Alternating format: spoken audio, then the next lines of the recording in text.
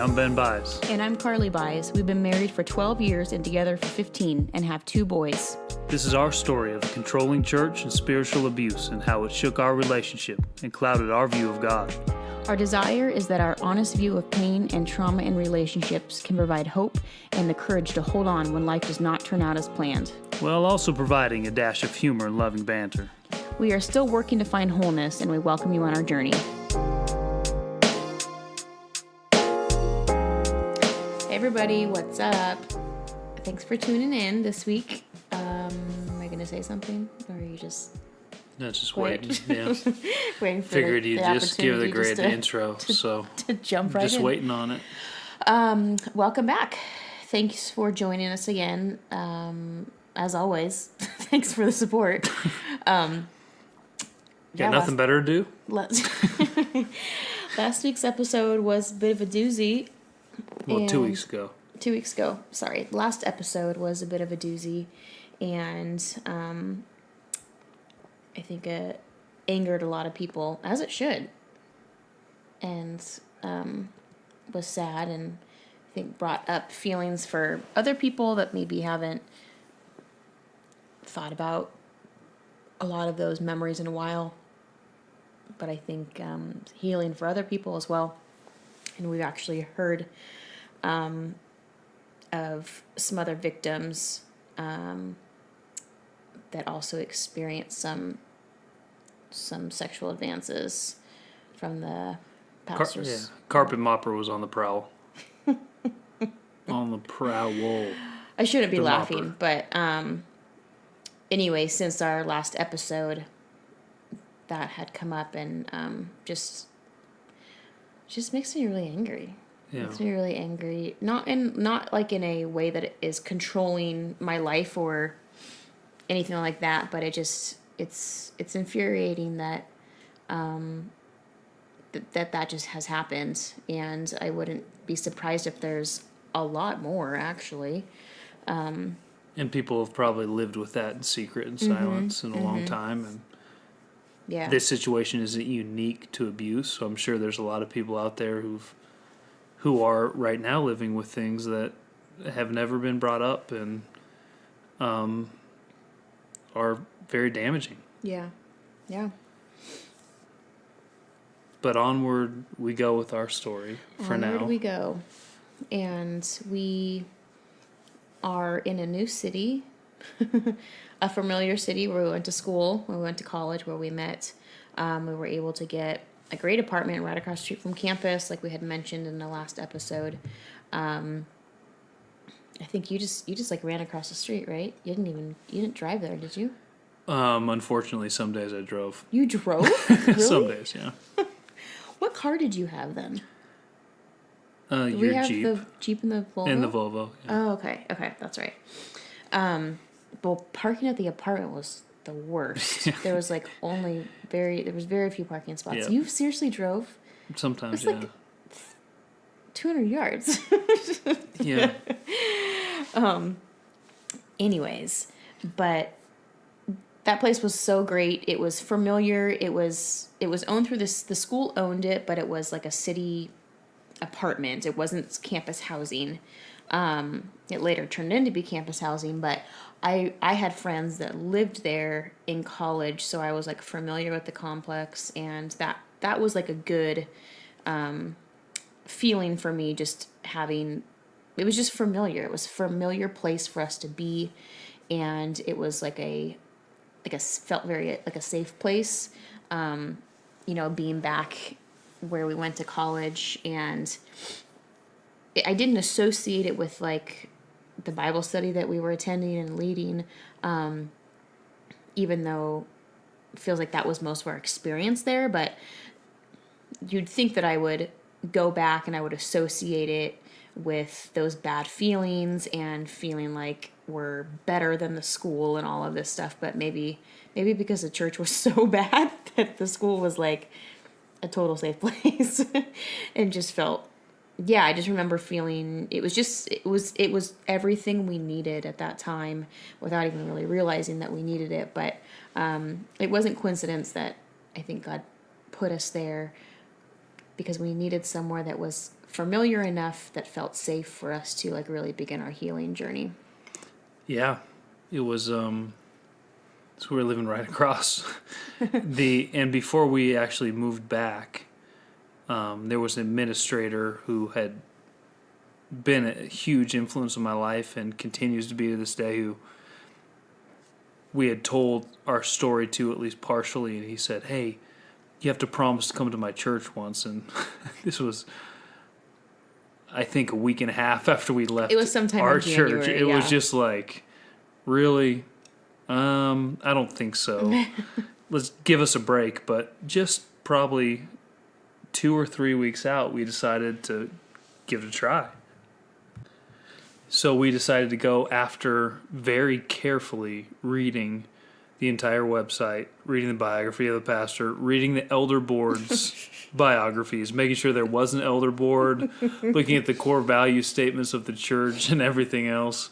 This was Ben. Ben was doing this. Yes. I was like, yeah, I'm not going to church. Yeah, that's not happening. But we had promised this administrator we'll go at least once. So we ended up going on Valentine's Day. It was February 14.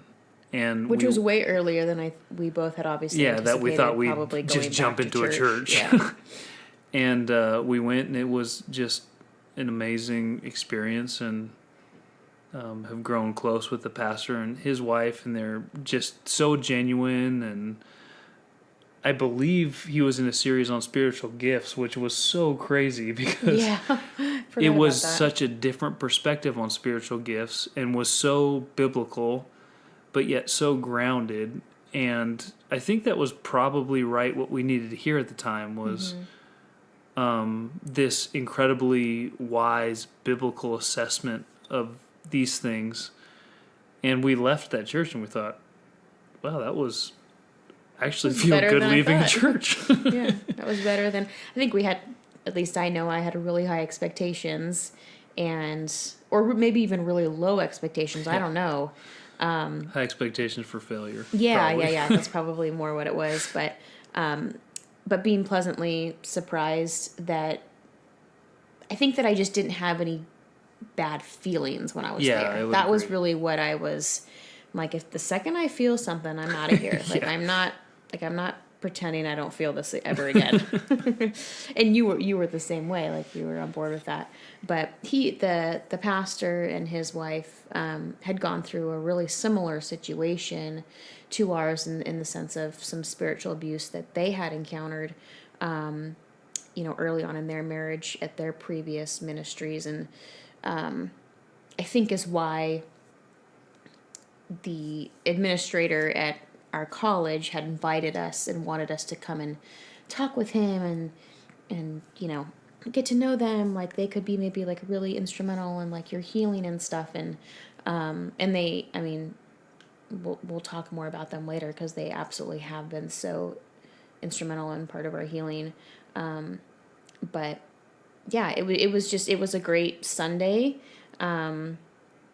We didn't feel weird afterwards, and we just kind of like went on with our day. Yeah, we just left church. And we got out before noon, which was like unbelievable. Yeah. And we didn't stay and like help with anything. We just left. And didn't stay and like have to socialize. And sat in the back and, just left. Yeah, it was so freeing. And we went to Chipotle because it was Valentine's Day in the new city. And then drove all the way back to LA. That's right, because we didn't actually move back until March. The end of February. Yeah. Anyway, so Ben's driving to work 200 yards. And what was that like for you to be back on campus where you were like a star football player and now you're coaching? Do you feel like the coaching was always something that was in you? Because that was never something we had talked about, but we also didn't talk about any hopes or dreams. So it could have been a dream of yours and I would have never known. It's a strange question because when I was at APU, the same administrator, we used to go on walks together, and he said, "You'd be a great teacher and coach." And for some reason, I just didn't want to do that. And I said, no. That's not me. That's not what I want to do. Because we were engaged in the Bible study at that point. So did you feel like No, that was before the Bible study. It was okay. early years in college, and I don't know. I just didn't feel like it was enough? I didn't. You wanted I don't know. dreams? Yeah, maybe that was it. I just thought. You wanted to be a part of a cult. Yeah. Yeah, why, you were. why would I be a teacher and a coach if I could be part of this freaking church? If I could find a private jet, why would I want to? Just you're crazy. You won. You won.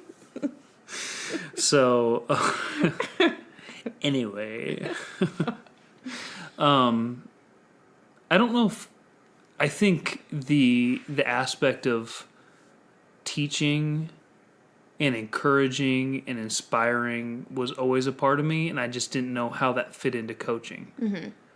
And I thought it was in full-time ministry. Mm-hmm. And then I was in full-time ministry in a horrible situation. Maybe if I was in full-time ministry in a different situation, it would have been different. But then, well, of course it would have been. I realized how much I love sport. Not I realized, I love sport. I was in sports since I've played football since I was 5 years old. I was in 3 sports since I was 6. All the way through high school and college. So to know that was a pivotal part of my life, and then to know that my calling is to teach and inspire and encourage, and then to put those things together when I had a chance to do it, I think that's when it clicked and I said, wow,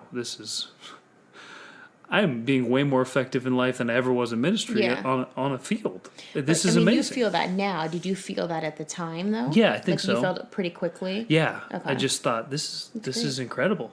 I get to be a part of this sport. I get to encourage and inspire and teach. Even though when I first started coaching, I wasn't teaching much. Holding on for dear life. Hopefully not to be exposed for a fake fraud. Were you afraid of that? No, I don't think so. Okay. Just there was still so much fear that was going on. I mean, I remember still living in a lot of fear. We had moved away, but it's not like that fear just left us immediately when we decided to leave the church and he was exposed, and like you've had years and years of just what's the word? Somebody like routinely implementing fear into your life, and you're being controlled that way. So that's not just going to turn off when you leave the situation. So I remember still living kind of in fear in ways of like, okay, I know like we got out and we're good, but is something terrible going to happen? Like, is there going to be some sort of, not necessarily retaliation, but I think I felt in the back of your mind, you're like God's going to do something to, even though I know God got us out of this, there's still that fear of like, is he going to, him being our pastor, is he going to like, is God going to strike us down like through his prayers or something like that? There was still a very much a fear of, did we make the right choice? Did we, I mean, I wanted that to be the right choice, and we wanted that, but there's still a piece that we were like, or I was at least just, I don't know. I don't know what can happen. I was still afraid of there was some sort of retaliation, whether it was in the spiritual world, in the spiritual realm, or by him in some capacity. That I just didn't feel fully safe, I guess, from something happening. Yeah, I wouldn't say I overtly felt that, but it still shadowed my life. Yes. In other words, I wouldn't say that I legitimately felt like I was that at the time. Probably. But I do remember for the year we were out, there was a couple times I had very vivid dreams. Yeah. Of feeling like he was in the room. Mm-hmm. I mean, like nightmares. Yeah. Of like a floating head coming at us and just... Well, and that's what I mean by like living in fear of, he's probably sitting at home at his house like praying for that to happen over us. Like that was the fear that was going to be happening by his doing. And obviously God's so much bigger than that, but like that was a huge fear, and yeah, the dreams, the nightmares, like that's all, it's so real. It's so, so real. Yeah, the fear wasn't debilitating, but Let's talk about how we were in our relationship at this point.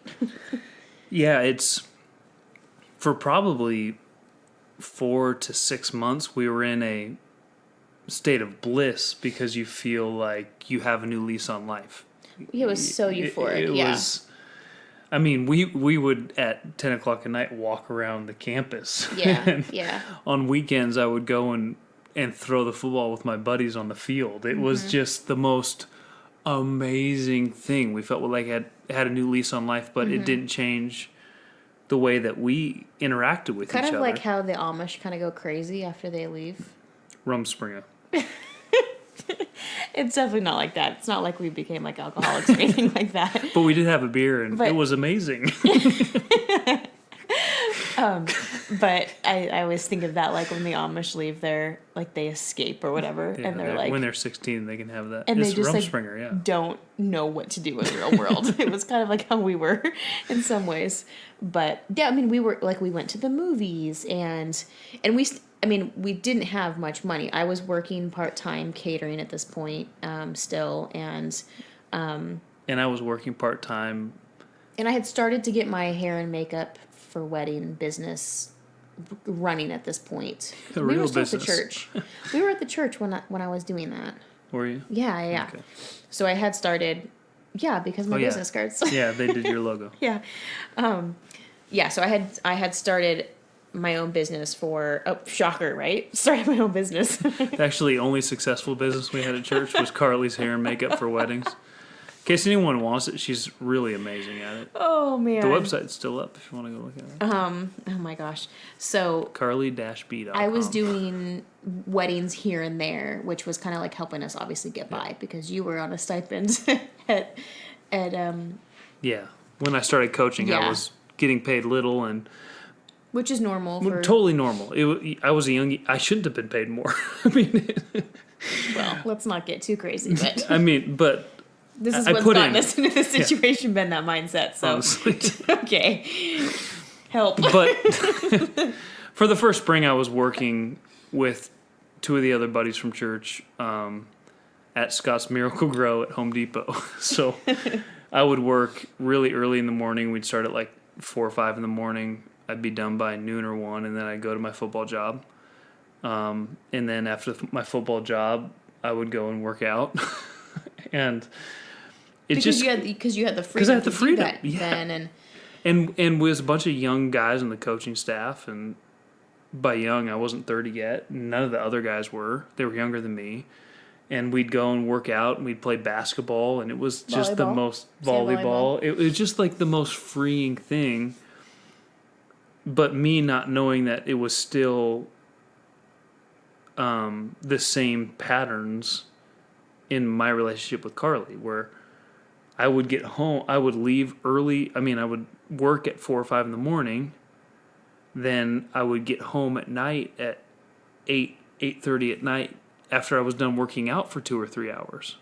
And in my mind, I thought, this is amazing. I'm home at 8 or 8:30. I mean, look at all the time we get to spend together. I'm home at 8 instead of 12 or 1 in the morning. But it was just this habit of living that I just poured my life into something again and thought that it was actually way better because I was home earlier. yeah. But it wasn't. Again, I say that euphoric bliss because in the midst of this 4 to 6 months, we still weren't fixing us. Yeah. Well, or we our weren't even- relationship, we or didn't- understanding that we there didn't was even anything realize there. how bad things were, really. Yeah. Like it was all so we just had no idea. Like you had said, we were functioning like in total dysfunction. Yeah. Functioning dysfunctionality. Yes.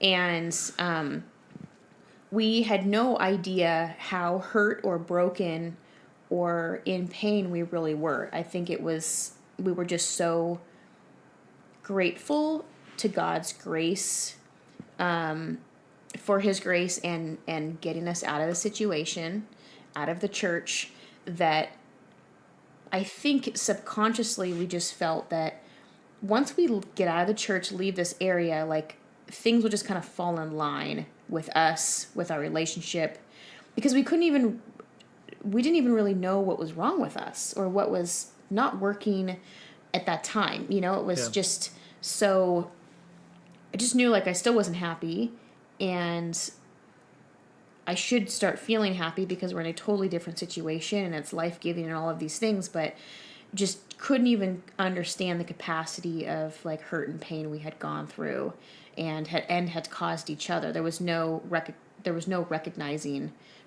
of that in our own life. Yeah, we didn't get out and then realize we've really hurt one another.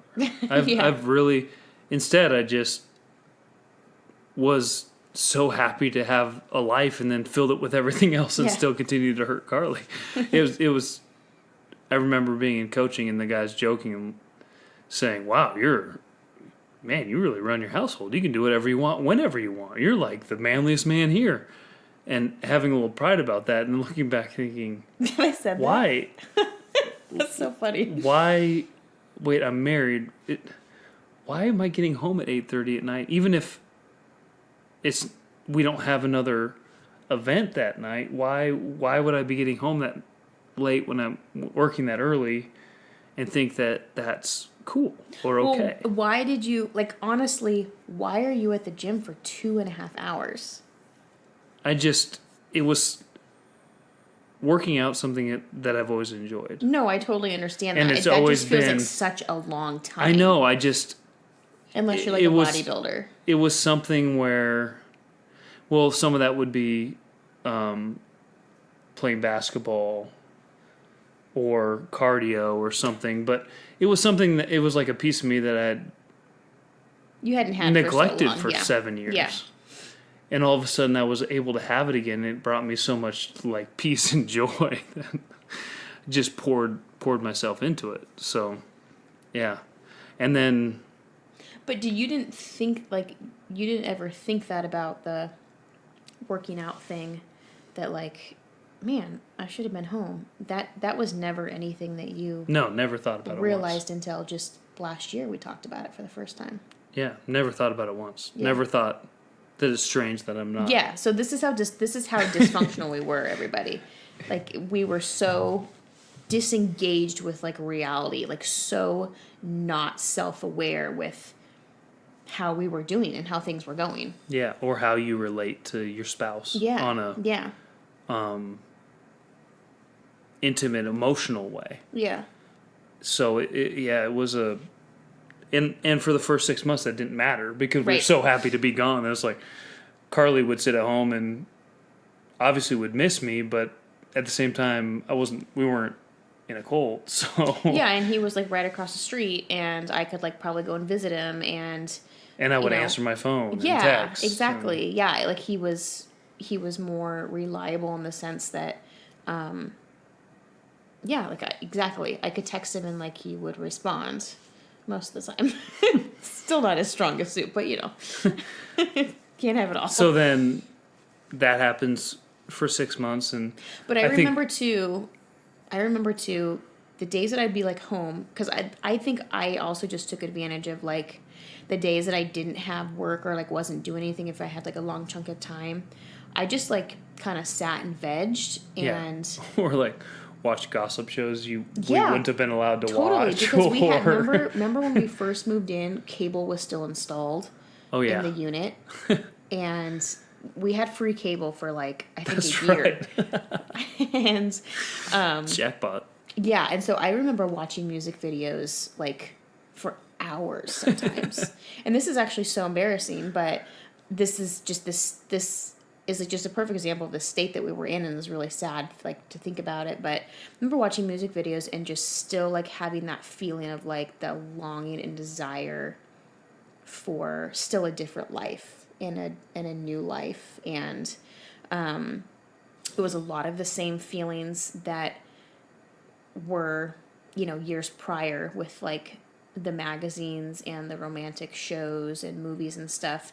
Music videos like just have a way of like sucking you in, like country music does, in the sense of makes you feel every single feel there is. And me being super vulnerable at that point and emotional and so like not self-aware of what was going on with me and us, I would just like soak in and like veg those music videos and feel terrible. Like it was so not productive to my healing. But I just remember still feeling like this is not, I guess just still felt unhappy, and I felt like just an unsettled feeling, and still just felt like, okay, well, it's probably because I shouldn't be watching these. And like, it still kept, I would always put it back on myself, right? Like, what am I doing wrong here? When really it was like, okay, there's so much bigger stuff going on between us that we will eventually figure out. But that was kind of the mindset that I was in. And I don't even remember thinking back, I don't remember ever feeling like, oh, I wish Ben was home right now. Probably just because I didn't ever know you to be home to begin with. So I had nothing, the only frame of reference I had was you being gone late all the time. So for you to be gone till late, till like 8:39 or whatever, because you're working out on a daily basis, didn't seem that strange to me. Looking back now, I'm like, what the heck? You're such a jerk, you know? But at the time, yeah, I just didn't know. So therefore, it just is like perpetuating the like problems that we have. Yeah, and then after that 6-month period, I go into season, and I mean, college football is a lot of work. There's a ton of it involved, and it's 7 days a week, and I was in it with some young guys, so we'd actually, we'd be in the office 7 days a week, and then I decided to start a master's degree at the same time. And it was to me, it was a really freeing experience to start a master's degree, because Carlie and I were talking about it, and we thought, we were discussing the options of a master's degree, and I was so scared of making a decision whether it was God's will or not that I do a master's degree. Yeah. And we finally had a discussion together and said, well, what if it's not God's will to have a master's degree? Well, okay, I don't ever use the of, master's degree, but I have a master's degree. Yeah. So. Okay, so you wasted 18 months of your life. Okay, so just why don't you do it? So yeah, decided to do that. Well, and you got a tuition discount, which was the biggest like push for it too. It wasn't just like you were like, oh, I'm going to go back to school. Like there was some financial aid involved for that. Yeah, the coach at the time had said, if we have any extra money, we'll give you some money for your education, and I ended up taking out a loan anyway because we had to help pay for some of our things, because we had made an agreement that I could, for that first year of coaching, I could really just put myself into it and not have another job. And my first year coaching, I think my stipend was $2,000, so that's not enough to live on for a whole year with a married when you're working crazy hours. But that's part of how you start in college football, especially. But ended up actually paying for most of my degree while I was working, almost like graduate assistant. Mm-hmm. And we ended up using some of the loan that I took out to pay off old debt and to help us survive for those first little bit, mm-hmm. The first year. But again, I was in the middle of coaching college football and then starting a degree, and then like the few moments I would have where I wasn't coaching, I would have to be doing homework. And I think Sunday nights are the times when we'd have some time, and instead of being able to hang out with Carlie, I was doing homework and doing threaded discussions and probably being stressed. Probably feeling stressed. But I do have to say, so coaching, to be a coach is like, it's a lot of work. It's a big job, and I think college football can tend to be more work than maybe some other sports. That's not a fact. It's probably a fact.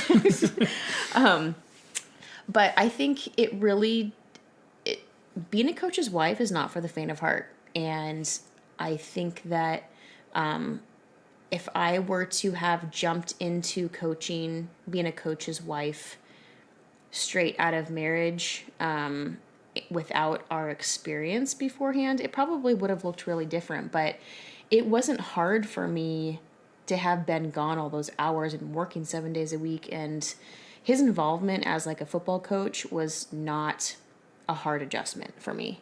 Whereas I feel like most wives or girlfriends I've talked to, they don't love it because it is a lot of work. But it was almost like our church situation had him being a coach was like so many less hours than being in a cult. So it was such a breath of fresh air. And she could come visit the team, and she and I was part of the involved, process. And I got to know the guys. We would have them over for dinner, and so I was able to be involved in a way that I wasn't, in his previous work experience.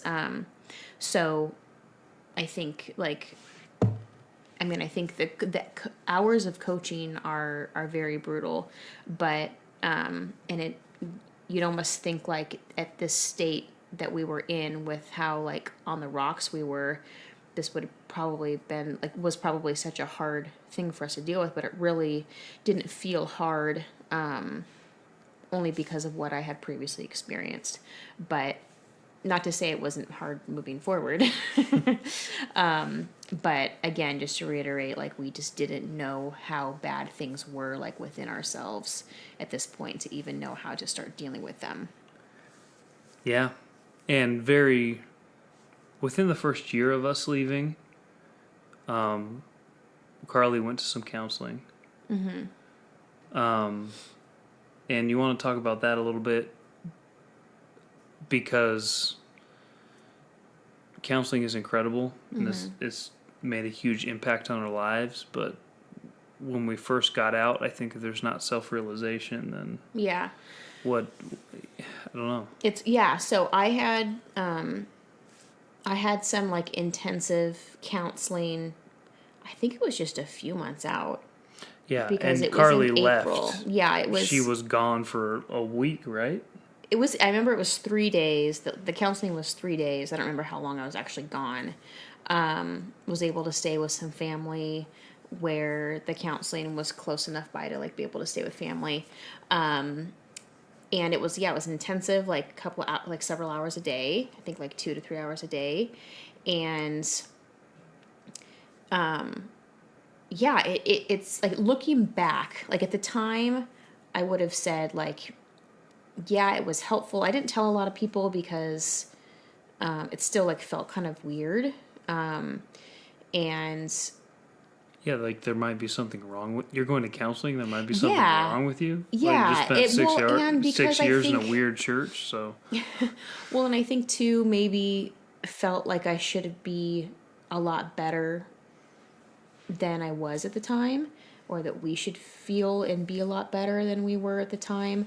And I think I was also still just in a habit of pretending things were fine and pretending, to everybody else nothing is wrong, or whatever. So I still wasn't able to be fully vulnerable and hey, guess what? Still hate my marriage, still not enjoying my life. We're out of the church, that. It felt how could I even say those things? God freed us, So I think there's a part of me maybe that felt guilty for still maybe not fully happy and experiencing all those things, because I felt gosh, God did what we asked. He saved us from the church. We were able to leave and all those things. But this intensive counseling was looking back, I wasn't ready for everything I probably could have gotten out of it. Because how do you work on things when you don't even realize that there's things to work on? We just had no idea the capacity of what had happened and how that affected us, because we still weren't processing it together. We still weren't processing it. And that was the craziest thing. And we weren't processing it for years and years, really. And, we would a little bit here and there. But I think the timing of counseling, it really just is, it just really depends on the person and the situation. And then a couple years later, I had received counseling again, and like, it just, we're in counseling currently. So I'll just say that. You don't mind if I say that, right? Yeah, you are. Oh my gosh. Oh my gosh. Yeah, because you destroyed me. But counseling now looks so drastically different than it did a couple years out of the church. And for us and for me, I just wasn't able to get out of it what I needed to get out of it, because I wasn't able to be aware of like what was actually going on. So how can you be helped when like you can't really see anything yet? So And you refuse to see. There's so many walls built yeah. that no matter what someone tries to say or do, or maybe they can see it in you, you will not allow yourself to see Yeah. that piece of hurt or problem. Yeah. And again, like so subconsciously, like I don't remember trying to not do, I wanted to be like as open as possible, but I think just like the way I see it and like remember it was, we were so like stuffed to the brim, like emotionally and just situationally, that I had no idea how to even like unleash some of that stuff to like begin like a healing process. Like it was just so, it was so full to capacity that I didn't know how to like open myself up to like slowly let that, out and open and to be kind of healed. So, so that it was a different situation in terms of like the counseling. But yeah, I wasn't ready. Like, I was able to look back, and just like, I wasn't ready. I wasn't there yet. And I didn't know that until many years later. Yeah. I think neither of us knew that. Yeah. But yeah, I think I really like was hoping to come home and be like so much better. Yeah. And it's just, You want a quick, no matter what, you want a quick fix. You want a quick fix. We all do in life for everything. So, but if you have 6 years of grinding and hurt and pain, not to say God can't instantly do something, because he can raise people from the dead, he can restore sight. But with things that are that deep, I think there's a process that you need to work through in order to uncover some things so that you won't repeat them, and allow yourself to truly see it so that God can touch it and heal it. Not to say he can't do that immediately, but especially for us in the situation, it was him. It was a 6-year process of hurt. So what makes you think that in an instant it will change? Yeah. Or that there's a quick fix to it. There's not a quick fix to hurt. There's not. It was a constant barrage of hurt and pain. So there's no easy way out of it. And there's parts of both of us, I think, when we left, hoping that it would immediately change. Yeah.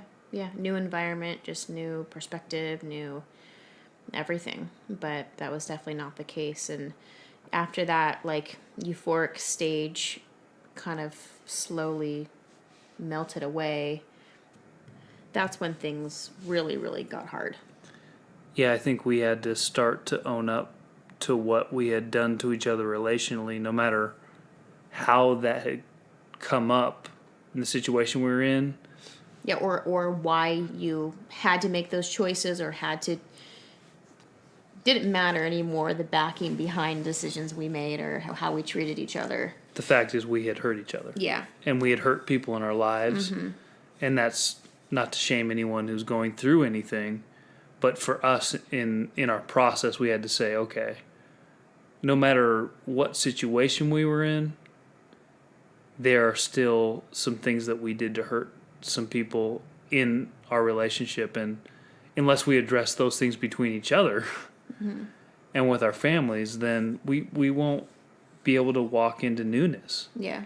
It's not just going to change, because in the situation there's things I did to hurt Carlie, and in the situation there's things she did to hurt me, and I think at the beginning we didn't have a firm understanding that that was actually the case. And we didn't even really have a firm Or that understanding moving forward. But it just more, we just knew that like blissful stage was over, and there was like really the reality of like, wow, our life isn't all of a sudden perfect, a couple months after leaving the church.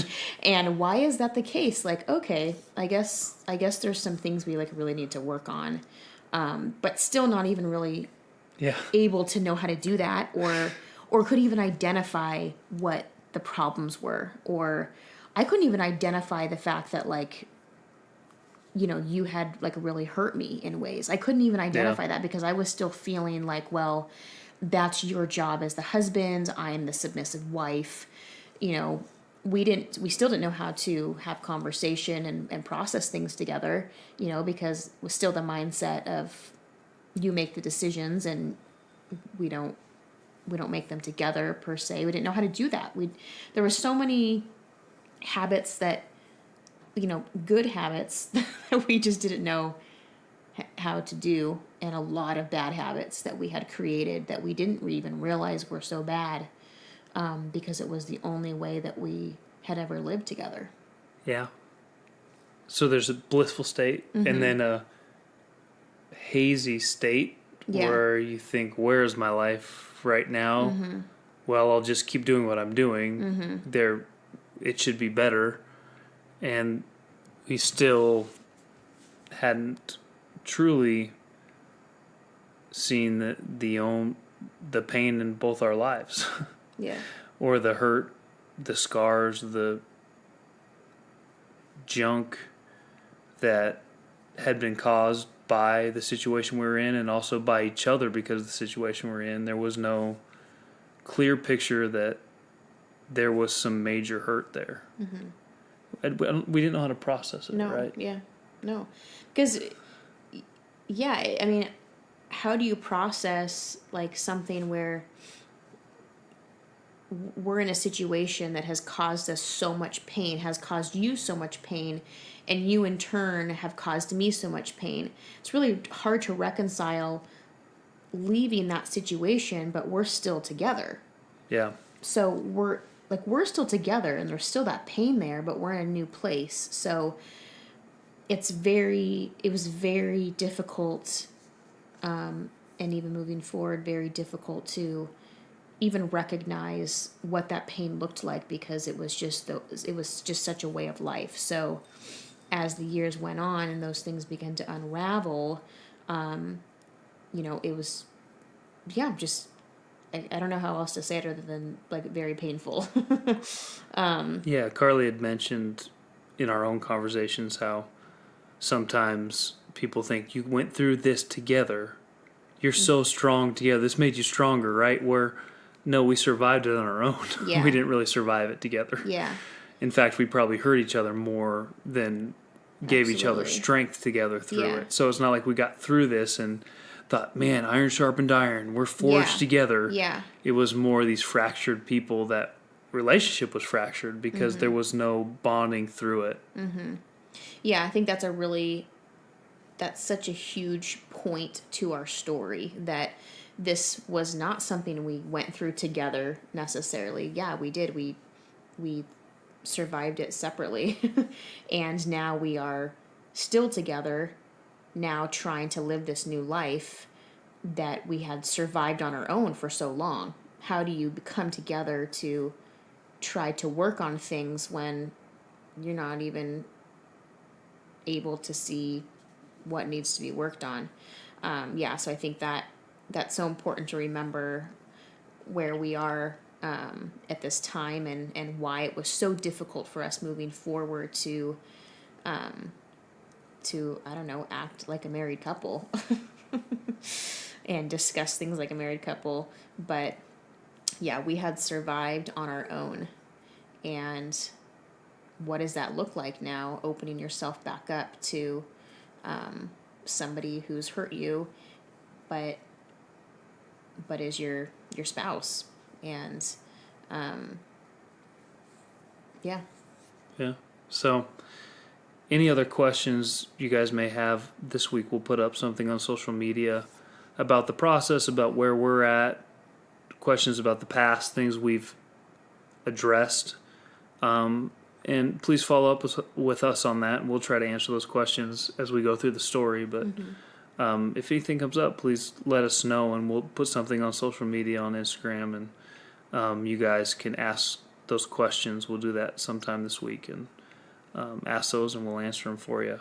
And we'll continue on what life looks like now outside of the haze. Outside the bliss. Talk to you next time. Bye.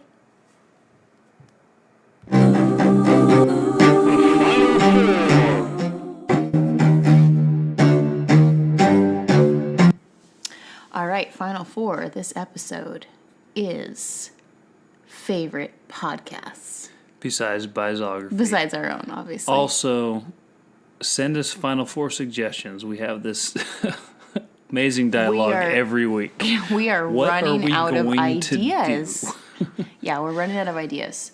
So, send them our way, please. Please. So, podcasts. I don't listen to a ton of podcasts, and you don't really either. It's not something, even though we do this podcast, we're not major podcast people. So, I just want to preface that. Yeah, I just want to preface that for all you podcasters out there. But go ahead. What are your faves? What are you loving right now? Yeah. What we're gonna do is just kind of tell ours. Instead of going back and forth, we'll just say what we like. Sure. So, one is Finding Mastery. It's Finding Mastery. It's an awesome podcast about finding mastery. And I started listening to it a long time ago because there was one with Pete Carroll, and I'm a huge fan.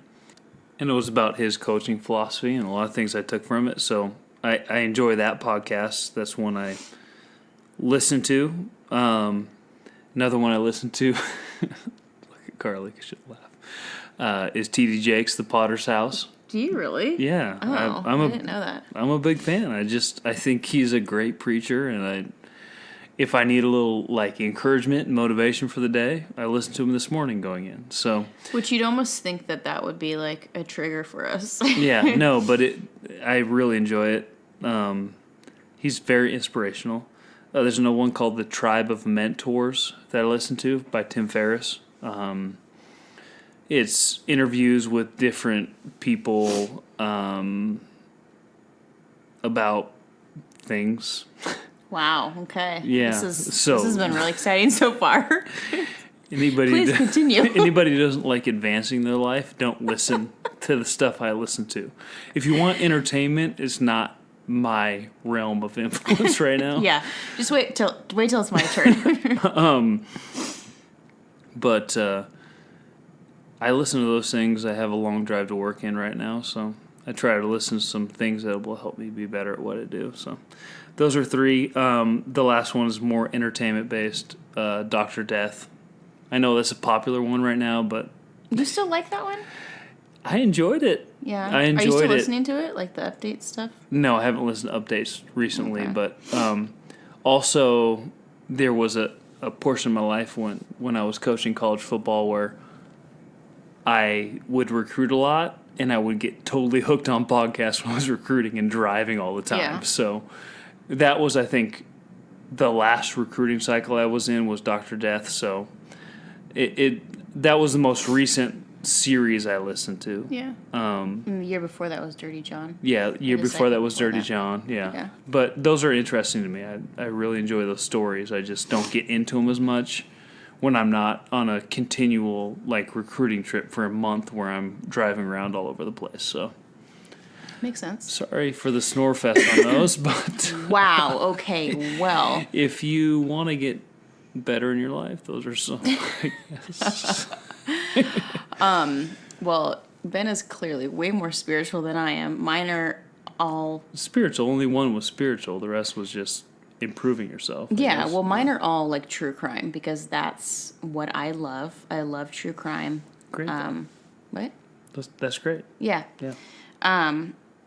So obviously love like the classics, Serial, mostly just season 1. I couldn't get into season 2 and haven't gotten into season 3. Up and Vanished season 1, season 2 kind of lagged. But what I'm currently enjoying right now, Dirty John obviously is so good. Wondery is the company that does, or whatever, producers that do Dirty John and Dr. Death, and their latest one is Over My Dead Body, and that one's really good. And have you listened to that? I've listened to one, I think, maybe Okay. partially. Okay. I don't know. Did you like it? I don't know. Really? I can't remember. Okay. I'm caught up on that one, and my newest one that I started is Bear Brook, and that one's pretty good. I got that recommended by a friend who also equally loves true crime. Teacher's Pet also is a good true crime one. Carlie loves true crime. I love true crime. I love all documentaries. And Yes. I forgot to tell you, so we watched the most recent HBO documentary on the Theranos girl, Elizabeth Holmes. Yes. She has a podcast. There's a podcast about her. It's called Dropout. Yeah. Whoa. Yeah. So I'll probably start that. If you haven't watched what's it called? I don't know. The Blood one. Yeah. On HBO. Yeah, on HBO. Very Excellent. interesting. Very interesting. Yeah. Very How can interesting. you- Crazy. It basically reminds me of a cult, the way she ran the program. Totally. Completely, Program, her business. her business was Yeah. a cult. Yeah. Just made people believe what was not true. Yeah. It's crazy. Really, really good. I can't remember what it's called. But anyways, one of the first podcasts I listened to was actually Armchair Expert with Dak Shepard, and I really liked that one. But just depending on the guests that he has, it's either great or not great, whatever. As far as like non-true crime, I really enjoy the Happy Hour with Jamie Ivey. She just has like different influential people on her podcast, and I believe it's Christian. I think she has mostly like Christian people on there, but it's just interview style, and I really like that one a lot. That Sounds Fun with Annie F. Downs is a good one. She's interviewed also kind of interview style, but probably my favorite podcast that I am like a true subscriber through and through, that I am like a dedicated fan, is Nursing and Cursing. And this is a podcast really for every mom out there. If you're not a mom, you're not going to want to listen to it. If you're a dad, Carlie made me listen to it you're not for gonna like wanna 10 listen minutes, to and it. I thought, I don't get it. What? oh, not even that you don't get it. You just, you don't get it because you're not a mom. So you just will never get it. But I've never nursed or cursed. it is a great parenting podcast, but it is a mother's podcast for sure.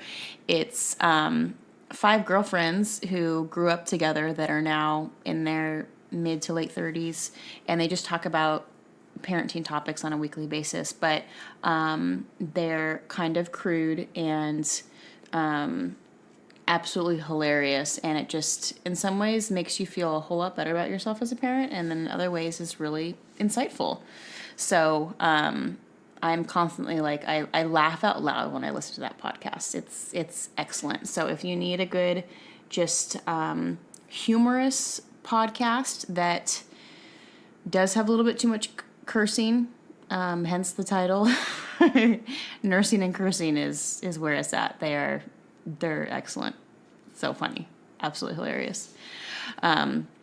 Yeah, that's what I'm listening to. If you have any great suggestions for us, anything true crime related, perhaps, and anything Or make yourself better or anything super related. boring that Ben would like. I listened to Let My People Think by Ravi Zacharias. Oh my gosh, no one even has ever heard of that. He has 2 subscribers, I'm sure. You and himself. You and his mom. No, honestly, Carlie is very popular. It's very popular. Yes. Oh. Let my people think. What is it about? RZIM ministry. It's It's a spiritual, yeah. like, okay. Yeah, it's like how to defend the faith, apologetics. Oh, okay. Cool. Sounds totally awesome. So again, if you have any true crime podcasts that you suggest, I'd love to hear them. And I think, that's about it, right? Yeah. Cool. Sounds good. See you next time. Right.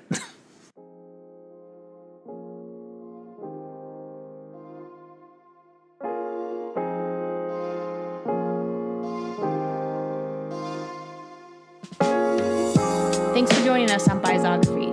Please subscribe or leave a comment. And if you have questions or want to open up a discussion, you can find us on Instagram or Facebook at Biography. See you next time.